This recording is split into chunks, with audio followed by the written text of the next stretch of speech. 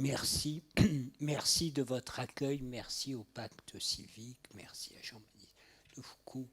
Nous échangeons depuis longtemps sur votre travail et l'importance de votre travail dans la contribution de l'amélioration de nos biens communs et de l'intérêt général. Merci de ce très bel exposé qui dit assez au fond dans une société la capacité, au travers de procédures de démocratie collaborative, participative, que des personnes qui ne se connaissent pas découvrent ce qu'ils ont en commun, et leur différence, c'est que cette seule force-là de rapprochement des singularités produisent quelque chose. Et en même temps, vous avez tout de suite posé la question de qu'est-ce qui va se passer après.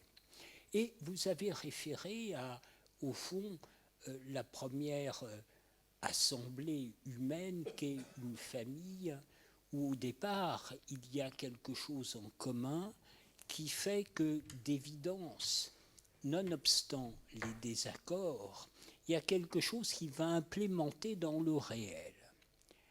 Or, les communes sont, avant même la Révolution française, des lieux où se constituent des communautés humaines de hasard, parce qu'il y avait d'autres lieux avant la Révolution française. Il y avait les monastères qui ont été les premiers endroits d'invention de la démocratie. Mais faire ses vœux, voter, la même étymologie dans les monastères faisait qu'au départ, on se regroupait dans les monastères parce qu'il y avait une croyance commune. Et donc cette croyance commune faisait communauté. Et donc le commun précédait la dispute.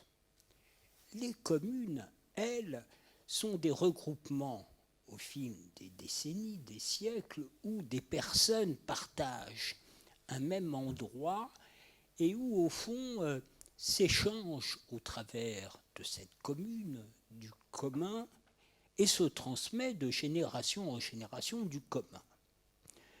De sorte que la communauté humaine précède les procédures d'assemblement politique. Pour l'analyste que je suis, la démocratie n'est en aucun cas une finalité. Sinon, les peuples, beaucoup de peuples, ou la plupart des peuples, ne régresseraient pas en ce moment. Donc, si nous nous élevons au niveau de l'analyse du repli des peuples, la question première n'est ni la démocratie, ni l'autoritarisme, ni le libéralisme.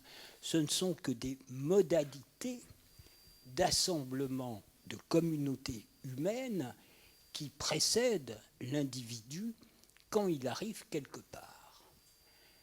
De sorte que, pour expliquer que dans la France de 2020, alors que tous les échelons politiques sont discrédités de façon croissante, dont dans le dernier baromètre, le président de la République, le maire est le seul élu dont la confiance, elle, progresse. Ça ne provient pas, selon moi, de procédures. Ça vient, selon moi, des représentations et des affections investies dans le domaine de la commune, qui est un endroit, vous savez bien, évidemment, de proximité, où le lien avec le voisinage, le quartier, la commune, et l'idée même qu'on habite telle ou telle commune, est dans un moment où les individus et les peuples semblent être privés de la maîtrise de leur destin et de leur avenir, des endroits et des communautés qui font spontanément société. De sorte que dans les conduites et représentations humaines, il y a évidemment un lien entre l'espace et le temps.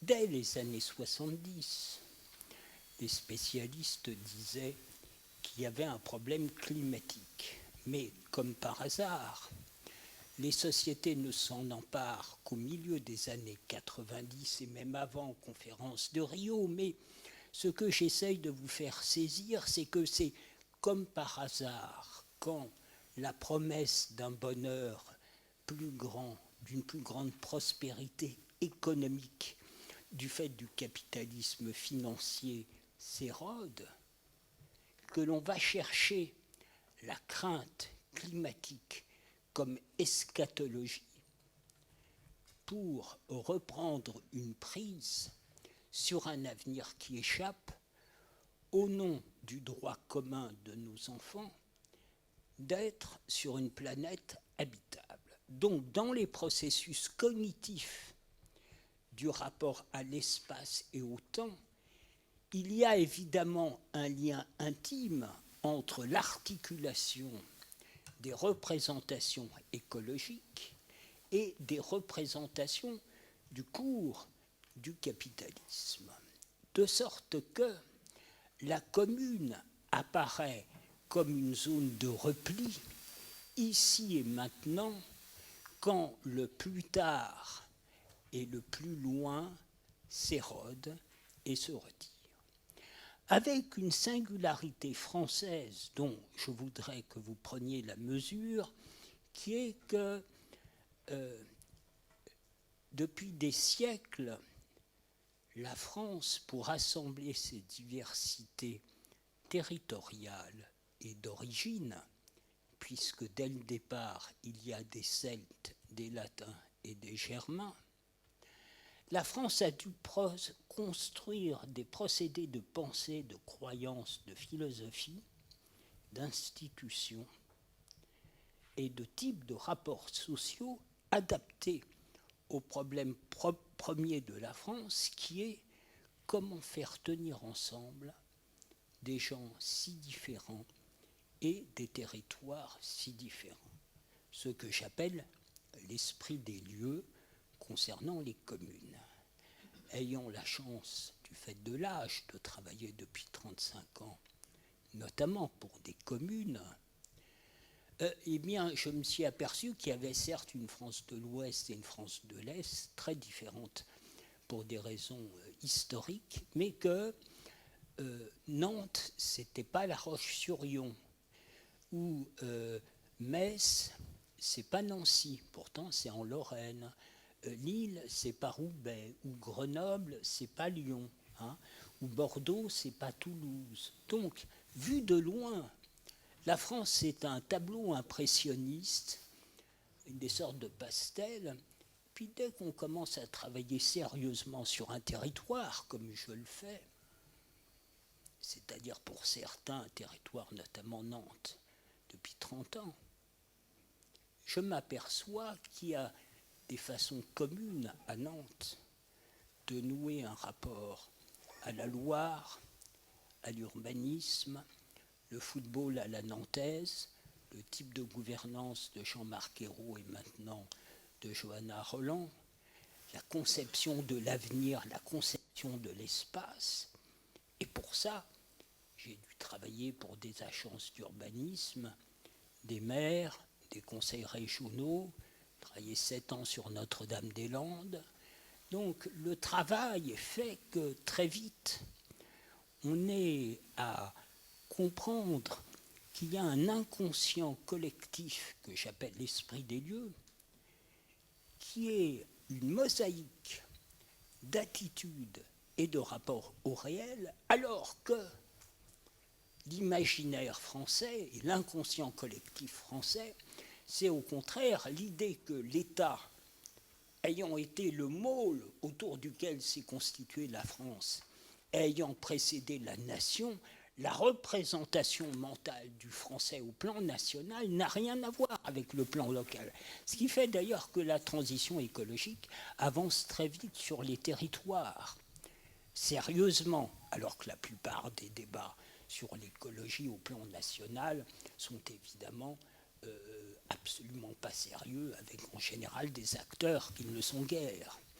Donc, il y a dans les commune, quelque chose qui préexiste en termes de communauté, qui fait que la dépression nationale, la dépression économique, la crainte écologique fait que spontanément, le lieu de la commune est le lieu où on va investir politiquement ce que la désarticulation en France du fait du néolibéralisme entre l'État et la nation détruit dans notre pays singulièrement pour des raisons culturelles, d'où le fait que la France soit le pays le plus en dépression dans le monde, alors même que notre situation économique et sociale est encore avantageuse et avantagée, alors que les Français pensent exactement le contraire. Donc, pour revenir à la question initiale de la commune et les processus de démocratie, mon propos un peu long et général vise à d'abord insister sur ça. Alors, évidemment, en Île-de-France, quand Cédric Villani propose, à juste titre, de réserver des parts d'élus de tirage au sort, ça se fait sur un imaginaire parisien en entonnoir, là pour le coup, très différent de l'impact que ça pourrait être comme ravivement de la démocratie participative ailleurs. Hein.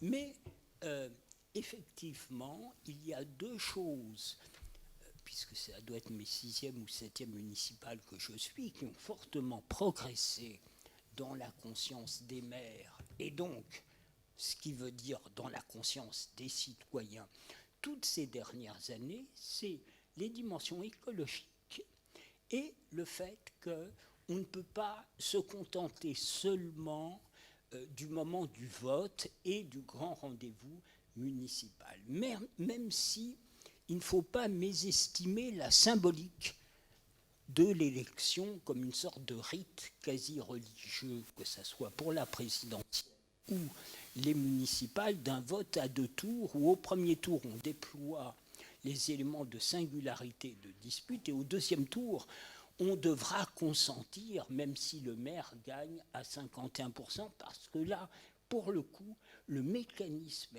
électoral aura construit quelque chose. Et alors même, par exemple, je suis un peu les municipales à Paris, même dans des villes comme Paris, Lyon, Marseille, où il y a des intermédiaires, jamais, comme lors de ces municipales, les dimensions locales n'auront prévalu. Et quant à ce qui est attendu du maire, une dimension d'incarnation plus qu'une dimension de compétence. Donc le débat politico-médiatique se fait sur les programmes, alors que les motivations de vote se feront sur les personnes et les projets.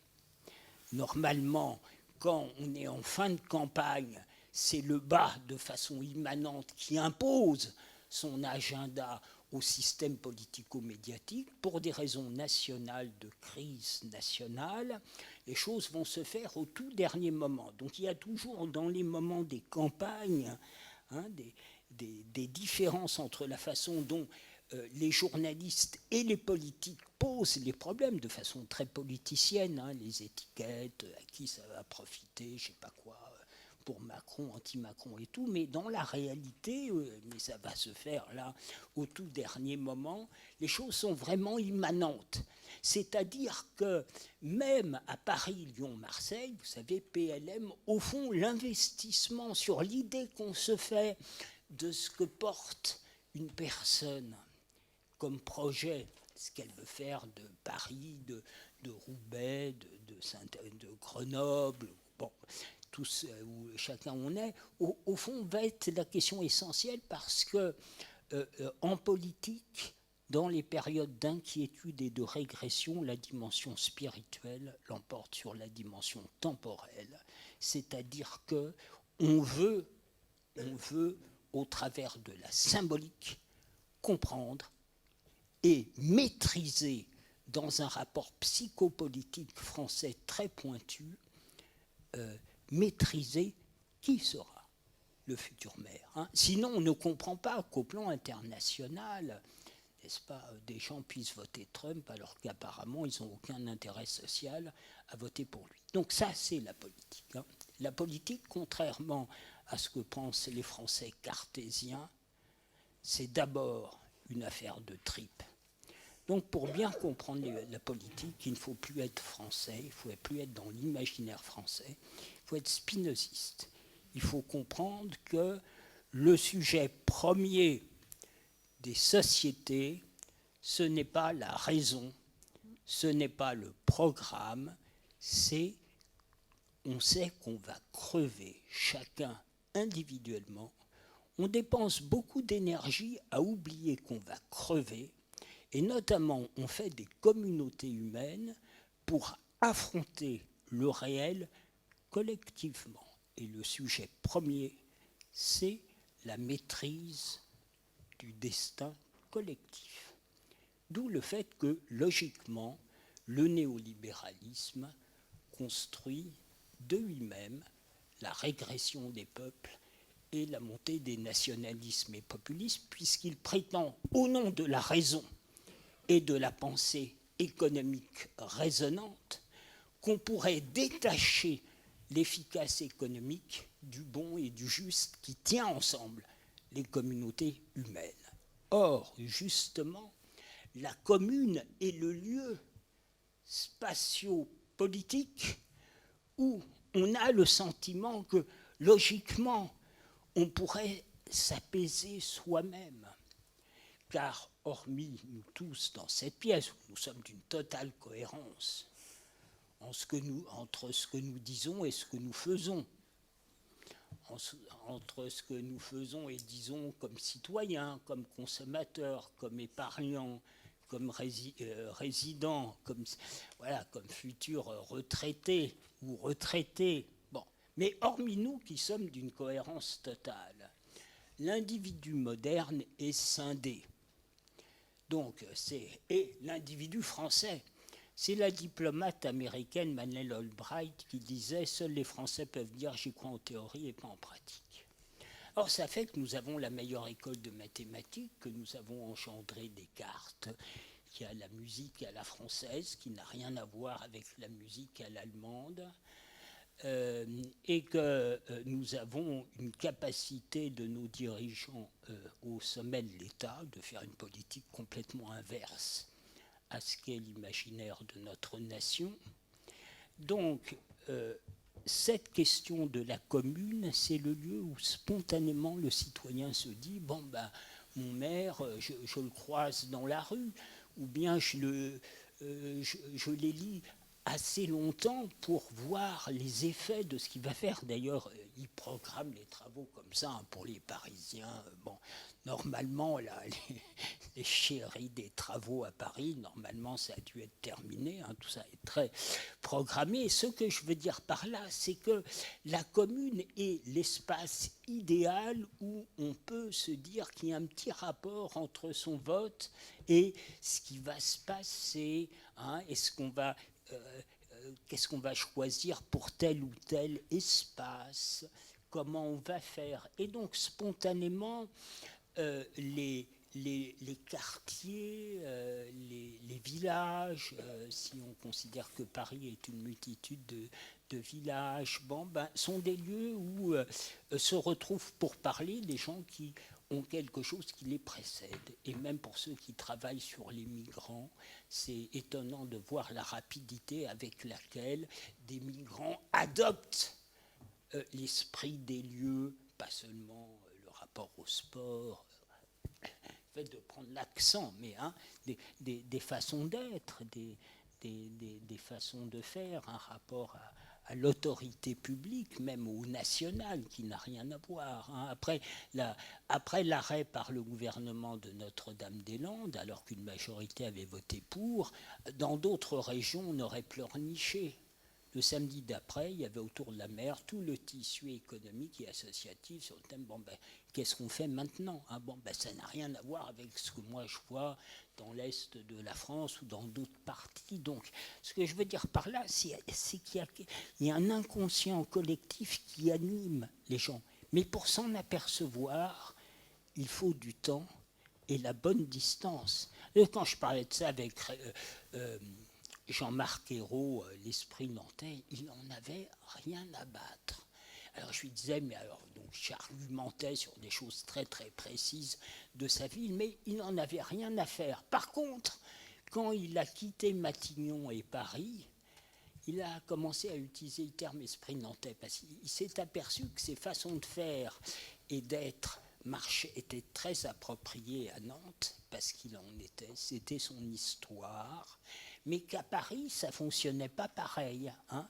Donc le problème des Français, c'est qu'ils ne reconnaissent pas les singularités culturelles, ils ne reconnaissent pas la différence du fait de l'universalisme français, mais appliqué à un territoire, hein, demander à un habitant de Metz s'il a des choses qui ressemblent à Nancy et un Nancéen s'il pense que c'est pareil que Metz, je ne sais pas s'il y a des Lorrains parmi vous. Alors, vu de Paris, c'est la Lorraine, hein, tout ça c'est pareil.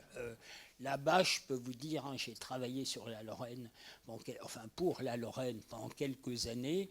Je peux vous dire qu'il faut beaucoup de diplomatie hein, pour faire fonctionner ensemble les habitants de Metz et Nancy. Culturellement, ça n'a rien à voir. Et dans les façons de travailler, de s'assembler, de construire des projets de territoire, ça n'a vraiment rien à voir. Alors là-dedans, tous les processus de démocratie participative, du coup, ont spontanément un sens et peuvent être des moments tout à fait révélateurs de ce que des gens avaient oublié à quel point hein, ils avaient quelque chose ensemble. Parce qu'il y a deux procédures. Soit un maire, Jean-Marc Ayrault, arrive à Nantes après la fermeture des chantiers navals et puis il réveille l'esprit nantais, soit, je ne sais pas quoi, Juppé à Bordeaux, ou en son temps Pierre Mauroy à Lille, enfin bon, bref. Donc soit spontanément, ça vient du fait que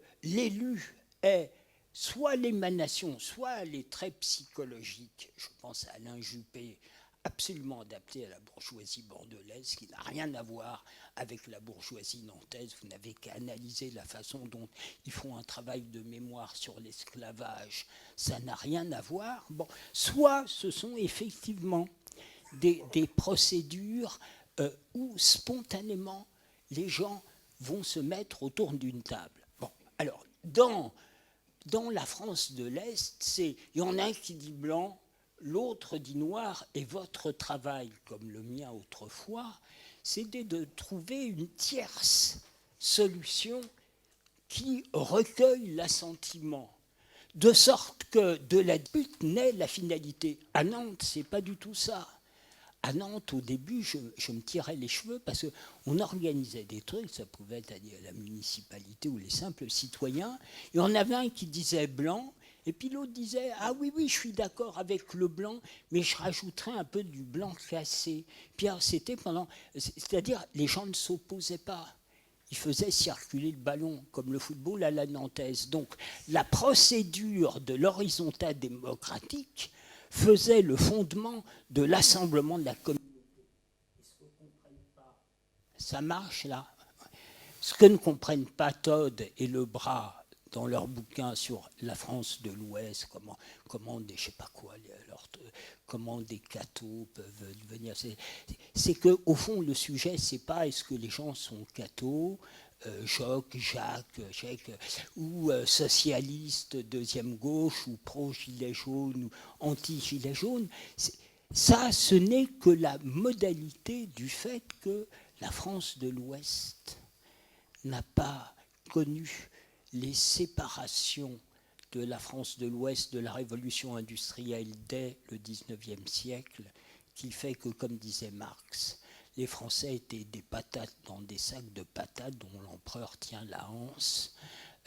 Non, l'accès tardif à la modernité fait que, comme il n'avait rien dans la France de l'Ouest, il fallait compter tous ensemble.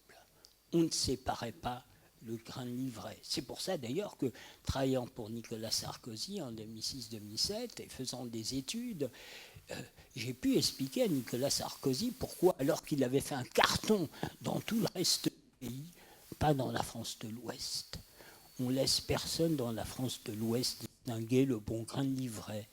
Hein, personne. Parce que la France de l'Ouest, durant des siècles, elle a dû faire face avec une solidarité forte de chacun. Donc, autant de régions, autant de communes qui fonctionnent différemment, dont les modalités démocratiques peuvent activer les communautés qui préexistent et construire des avenirs communs. Et c'est là où on a besoin de la démocratie, parce que là, je ne vous ai proposé que le versant positif de la commune. Mais il peut y avoir un versant négatif qui est le repli. Hein, le repli sur son quartier, le repli sur sa commune. Bon, ce qui donne un versant positif, c'est le fait qu'on est suffisamment sûr de soi pour pouvoir accueillir l'autre.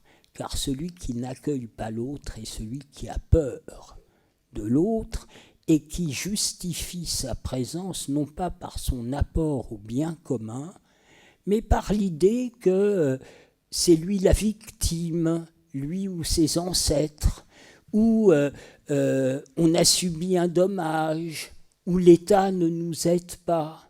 Si les citoyens construisent une fierté de ce qu'ils ont en commun, alors ils ont le sentiment de s'approprier leur avenir et ils n'ont pas besoin de trouver des boucs émissaires pour rendre les autres responsables de leurs difficultés. J'ai conscience que là, je suis que dans les dimensions locales, hein, et que les dimensions que vous avez abordées, nationales, européennes, internationales, sont très complexes, et c'est pour ça que les citoyens se replient sur la dimension locale. Voilà, merci de votre attention.